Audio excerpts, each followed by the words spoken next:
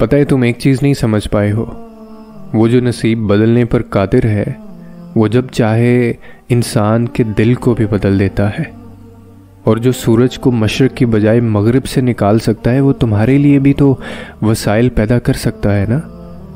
कोई चीज़ आपको एक अरसे से तंग कर रही है तो याद रखें वो एक लम्हे में हालात को बदल सकता है। वो टूटे दिलों को जोड़ता है, वो बिखरे हुओं को समेटता है। आप उसकी तरफ एक कदम बढ़ाते हैं तो वो आपकी तरफ 10 कदम बढ़ाता है। वो इंसान को अपने करीब करने के लिए भी तरह तरह के हालात पैदा करता है। वो रातों को उठ उठ के रोते हुओं को भी देखता है और जागती आंखों से ख्वाब देखने वालों को भी जानता है। वो तुम्हारे सब्र से भी खूब वाकिफ़ है और तुम्हारी कुर्बानी भी उसके इल्म से बाहर नहीं है। वो तुम्हारी दुआएं भी सुनता है और तुम्हारी सिसकियां भी उसको सुनाई देती हैं। जो तुम कह देते हो वो भी वो जानता है और जो तुम कहते कहते रुक जाते हो उसकी भी वो खबर रखता है। वो तो तुम्हें गिरते गिरते संभाल लेता है और न जाने कितनी दफ़ा उसने तुम्हें संभाला होगा। तुम क्या चाहते हो वो इससे भी वाकिफ़ है और क्या तुम उसके खौफ से छोड़ देते हो वो उससे भी वाकिफ़ है। तुम तहज्जुद में उसके आगे क्यों खड़े होते हो वो उसको भी जानता है। वो तुम्हारे हर दर्द हर तकलीफ़ से वाकिफ़ है। वो 70 माओं से ज़्यादा मोहब्बत करने वाला है। उसकी तरफ पलट जाओ, वो तुम्हारा इंतज़ार कर रहा है। और ये परेशानियाँ आती हैं और गुज़र जाती हैं।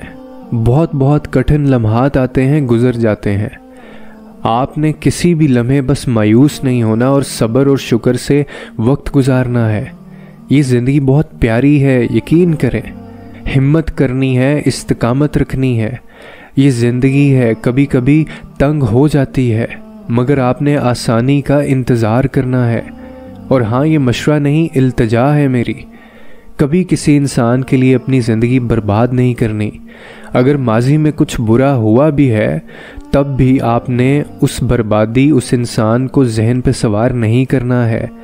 किसी को सर पे सवार करके ग़ुलामी की ज़िंदगी नहीं जीनी और ना ही आप उसके ग़ुलाम होते हैं। ना ही तन्हाई इख्तियार करके आपने ख़ुद को परेशान करना है, और ये जानते हुए कि वो सब जानता है। वो मुझसे कहने लगी कि मेरी बात सुने, अगर इंसान एक रास्ते से हटने का अहद कर ले और दोबारा उस रास्ते पर ना जाने का अहद भी कर ले, मगर फिर एक मौका और आए, एक टेम्पटेशन सामने हो, तो क्या एक आखिरी मर्तबा उसको चखा जा सकता है? उसके पास क्या दोबारा जाया जा सकता है? बस ये आखिरी हो और उसके पास जाने के वो फिर से अहद करे कि वो हर रग़बत से इज्तनाब करेगा, तो क्या उसकी तौबा कबूल होगी? मैंने उसकी बात मुकम्मल सुनी और उसकी आंखों में देखकर कहा कि और अगर वो इम्तिहान आखिरी इम्तिहान हुआ तो, और अगर इसके बाद इम्तिहान ही ना होना हो और इसी के ऊपर हमेशा के लिए पास या फेल होने का फ़ैसला किया जाना हो, तब तुम्हारा क्या ख्याल है? वो मुझसे कहने लगी कि तौबा का वक्त तो मौत तक होता है ना।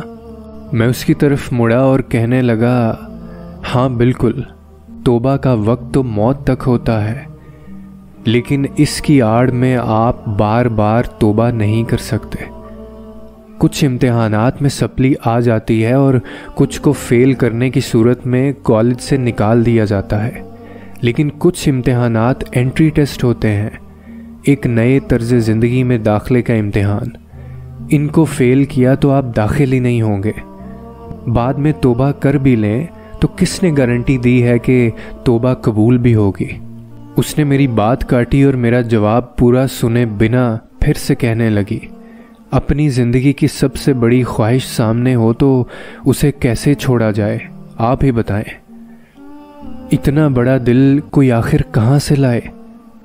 मैं उठकर जाने के लिए तैयार था, लेकिन फिर से मुड़कर देखा और कहा, जब अल्लाह ताला हमें इम्तिहान में डाल के महबूब चीज़ और दुरुस्त चीज़ के चुनाव का मौका देता है تو اس کا مطلب ہوتا ہے کہ ہمارے اندر اچھائی کی رمق باقی ہے، ابھی سیدھا راستہ ہمارے قدموں سے مایوس نہیں ہوا، اور سیدھے راستے کی خود سے لگی یہ امید نہیں توڑنی چاہیے۔